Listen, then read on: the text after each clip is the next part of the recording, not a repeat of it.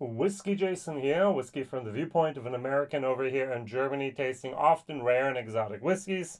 Today I have a Germany exclusive, and this is called the Speyside Single Malt Scotch Whiskey Single Cask Seasons. The seasons are a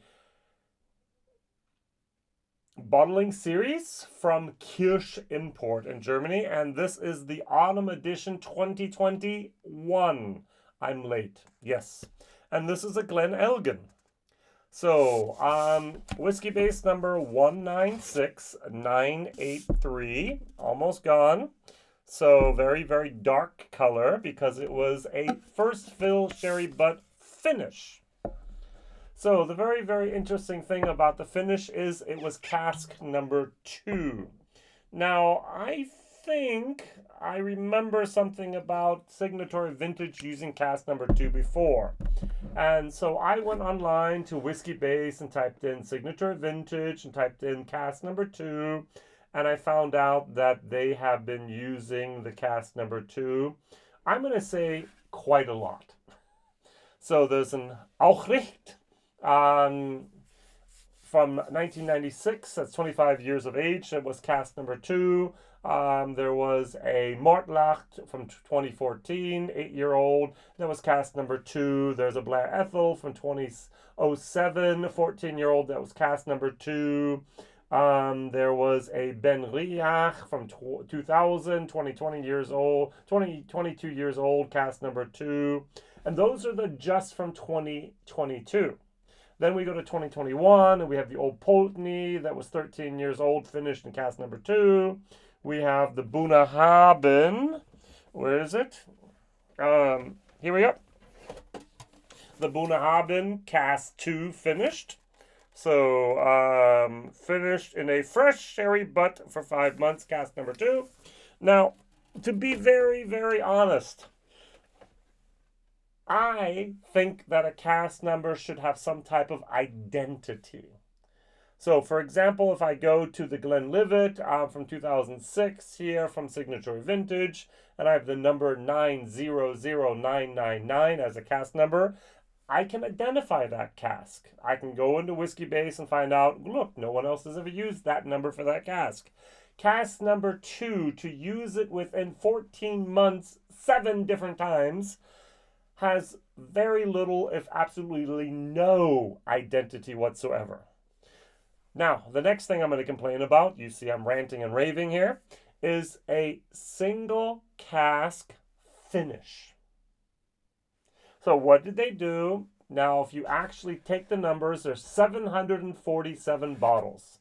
747 times 0.7, you get 522.9 liters. But wait, Jason, nowhere on the bottle does it say cask strength. So they probably added some water to this and diluted it down. But still, there was not much angel share. Now, according to my understanding of the law in Scotland, to consider it a single cask, all you have to do is, let's say in this case, this was actually distilled here on one date. So this was the 16th of April, 2008. Imagine you bought 3 casks, 3 bourbon casks. All right, so after, let's say, 13 years, you put all those 3 casks, which should work out without a big problem because angel share and so on, into a 500-liter sherry butt.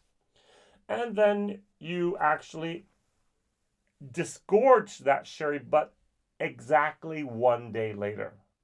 That is technically a single cask finish. There is no age limit on saying how old the finish should be. Is it 1 day, 1 week, 1 month, 1 year, 100 months? No. As long as you can stuff it into one cask and then empty it from one cask at the end, the only thing that counts as the last cask is that one last cask. And the question is, what is a first fill sherry butt? So you would think that this answer should be very, very easy, right? I'm sorry, I don't know if it's that easy as you think it is. Because what is first fill? First fill means that it had not had whiskey in it before. So what happens if I do a rejuvenated cask? So I shave it, I toast it, I rechar it, and I actually add sherry to that, or red wine, or port, or something like that, and I rejuvenate this cask. Is that a first fill? You say no, it's rejuvenated, but is there a legal definition of that? The more I work with distilleries, and I'm doing it more and more and more, the more I find that they'll find any possible loopholes they can, especially in the labeling. And I am not aware of any legal definition what first fill really means. Just like small batch. Small batch has no legal definition, and I am not 100% sure if first fill has a legal definition or not. Oh, all right, good. Enough of my ranting, enough of my raving here. What am I going to compare it to? So, Jason, you're crazy. Well, sometimes I am. This is 80. It was originally 89 euros. It's now down to 82 because a year later, those 747 bottles are still in over 26 different online shops and available today. So apparently this did not fly off the shelves. This is 82 euros. It is a 13-year-old finished whiskey in Oloroso. This is a first fill sherry butt finish. They used the word sherry here. Here they did not. This is 48%. This is 51.2. They're similar enough that I thought, why not? Let's just try to compare the two of these. This is not cask strength. This is not cask strength. They added water to this. They added water to this. And so, why not? And both of these brands, both of these distilleries are, at least let's say 5 years ago, were flying 100% under the radar. No one before Billy Walker bought Glen Elgin was interested in buying a Glen Elgin. And I think today no one is really interested in buying a Glen Elgin. I have one single video online at the moment in German about a Glen Elgin bottling, and it was a cask share that I did. All right, now I go to my very, very smart book. Maybe you notice there's that 2022 here, but there's the, when you open it up, it's 2021. I thought that was a little bit interesting there. So I go to the Glen Elgin here, and we have a distillery that was built in 1898, and we have a capacity of 2.7 million liters, belongs to Diageo. We do have a Flora and Fauna bottling here. We have 6 stills. We have fairly new warm tubs outside, wood on the outside, of course, copper on the inside. And they're doing interesting things there. Now, Glen Elgin is the lead malt for White Horse. Now, White Horse is a blended Scotch, and some of you may know it, some of you may not. I have never reviewed it. I don't think I've ever had it in my glass before, but hey, that's the way it is. Now, Glen Elgin should be a somewhat delicate whiskey. This has been absolutely bulldozered with the sherry butt finished. Last year, I think that was probably, at least in my personal perception, the climax, the pinnacle, the most demand whatsoever. We want sherry. We want sherry. I think the entire whiskey community, at least in Germany, were all shouting, give us darker whiskeys. Give us sherry. And I was back then already sick and tired of it. And now I'm even more than sick and tired of it. Sometimes it's very good, but the whole time I'm looking at this bottle and smelling it, I'm going, imagine this had been a wonderfully matured 13-year-old cask strength bourbon matured Glen Elgin. Wouldn't that have been fantastic? I will never know. So, on the nose, I do get a nice herbal, caramel, butterscotch, honey moment. The sherry is evident.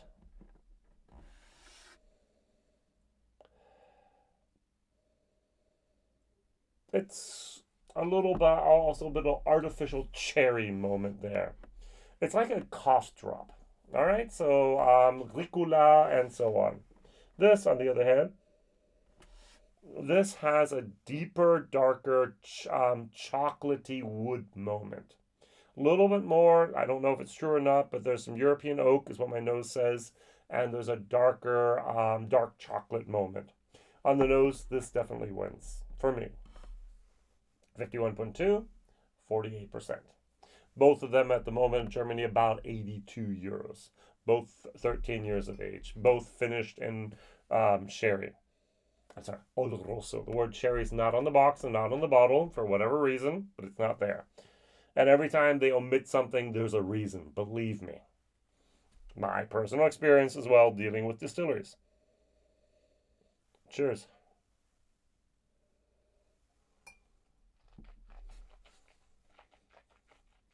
Mm-hmm. Mm.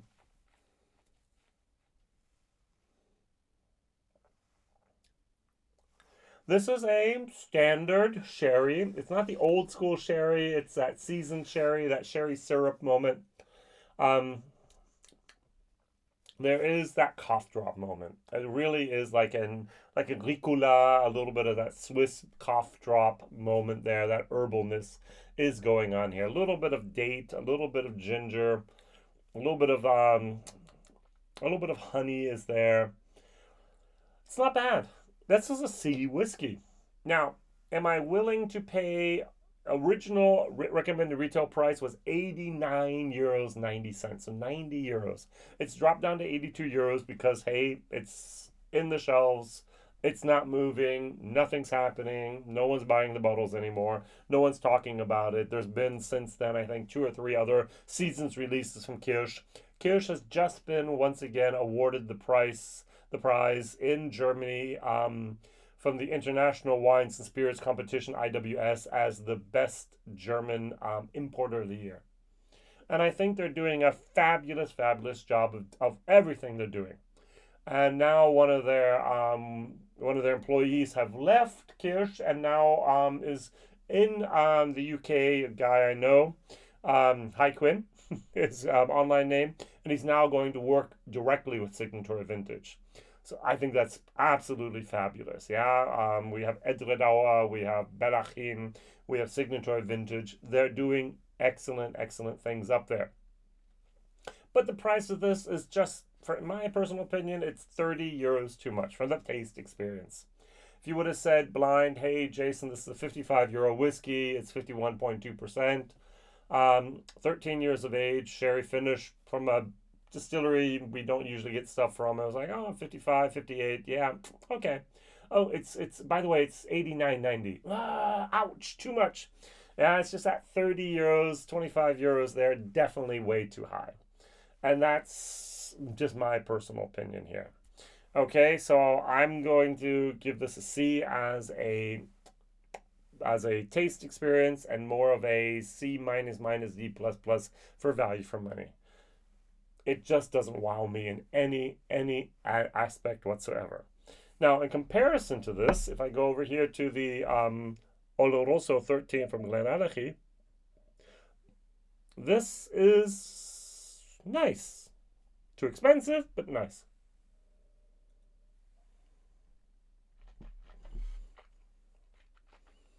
Mm-hmm. Mm-hmm. There's this one little moment there where I go, oh, that's nice. And then there's a little bit of astringency. There's some dark wood going on there. I'm sure other people really, really like this. But for me, it's got some dark chocolate going on there. A little bit of a tart moment almost. This is sweeter. I prefer this on the palate more. But this is almost as good. Now, let's just add 2 drops here of water. Question of the day. What other bottlings from Glen Elgin do you know of? I do know there's a Flora and Fauna. And I do know that there's a 12. And I do know that 2017 there was a 18-year-old as part of the special release. It's amazing. Yeah, 2.7 million liters of alcohol, and hardly anyone has ever had a Glen Elgin in their glass. So it's not something we actually talk about. So the distillery in 1992 closed for refurbishing and installation of new stills. 1995 they actually resumed in September with production. So They have 9 washbacks made of larch and 6 somewhat smaller stills. And don't forget those nice little worm tubs, yeah? All right, so one last taste.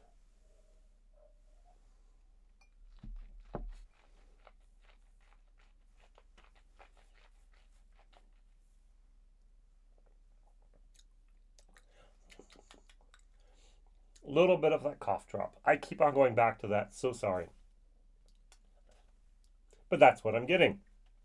So, now, can someone please help me with my legal definition of first fill in the European Union / Scotland? Can someone please help me with the legal definition of single cask? Am I wrong? I don't think so. I've heard this many, many times. The last cask is all that matters. And can someone help me to understand what other good bottlings of Glen Elgin I should try? Thank you very much for watching, subscribing, sharing, telling others, and hopefully also subscribing to this guy over in Germany, tasting whiskeys often you'll never see. Not many of these 747 bottles will make it outside of Germany ever. So sorry. Thank you. All the best. See you soon. Bye-bye.